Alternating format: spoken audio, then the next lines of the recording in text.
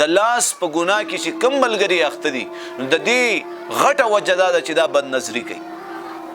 بد نظري چې کله په سترګو باندې بد نظري وشي او زما عزتمندو دغه په موبایل کې یا په وغیره وغیره سیزونو باندې یا په لاره یا په بازار کې یو ځای بل ځای دا بد نظري نه کوي.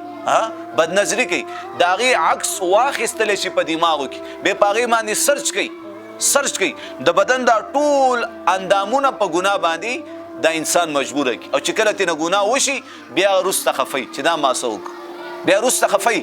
نو دا یاد ساته چې په موبایل کې غلط فلمونه فحاش فلمونه بربند فلمونه راړولې دي او هغې ته ګوري او د هغې نه لذت او خوند او مزه اخلي او د هغې په ذریعې سره دا خپله مني خارجوي نو داسې خلک به جهنم په اور باندې سوځېږي بلکې په جهنم کې به جهنمین به د دې عذاب نه به فنا غواړي چې په کوم عذاب کې دا انسان مبتلا وي. نو دینه به ځان څنګه منې کوو؟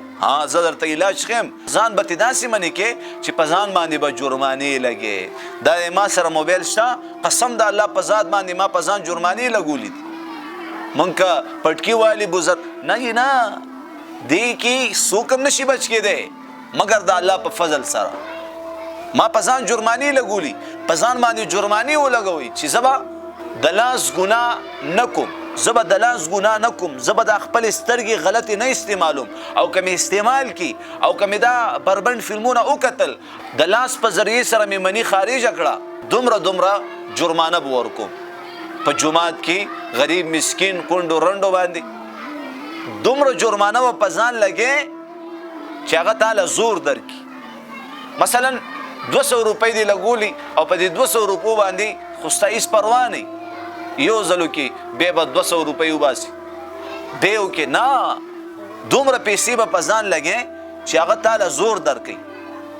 مثلا 1000 روپۍ 2000 روپۍ 15000 روپۍ لزه هر سړی د خپل حیثیت ته وګوري د هغې مطابق دې په ځان جرمانه ولګوي. ولې چې د دې عمل د وجې زما دنیا هم بربادېږي آخرت هم بربادېږي. واحد علاج دا دی او سار او ماښام لس پر اعوذ بالله من الشیطان الرجیم او اخرنی 3 سورتونه په دې په لاسونو باندې چفکې په پوره بدن باندې راښکایږي. ان شاء الله العزیز الله رب العزت با دا به چې کم دی د لاس د ګناه نه بالکل واړی.